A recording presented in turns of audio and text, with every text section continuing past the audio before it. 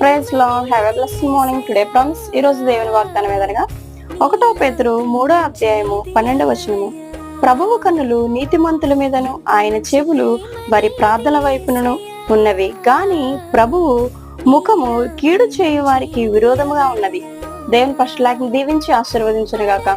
ఇదిగో దేవుడు ఈ రోజు నీతో మాట్లాడుతున్నది మాట ఏంటంటే, ప్రియ సహోదరి సహోదరుడా, నా ప్రార్థనకి సమాధానం రావట్లేదు, నేను ఇదే స్థితిలో ఉండిపోయాను, నీవెందుకు నా ప్రార్థన ఆలకించట్లేదని దేవుడు నీవు ఖర్చునిస్తున్నావు. ప్రియ సహోదరి సహోదరుడా, ఈ రోజు నీతో మాట్లాడుతున్నది ఏంటంటే, నీవు నీతిపరుడుగా ఉన్నావా అవినీతిపరుడుగా ఉన్నావా? ప్రియ సహోదరి సహోదరుడా, ఆలోచించి ఈ రోజు నాడు ఇదిగో ప్రభువు కనులంట నీతిమంతులు నిలబడి చేస్తున్నాయంట.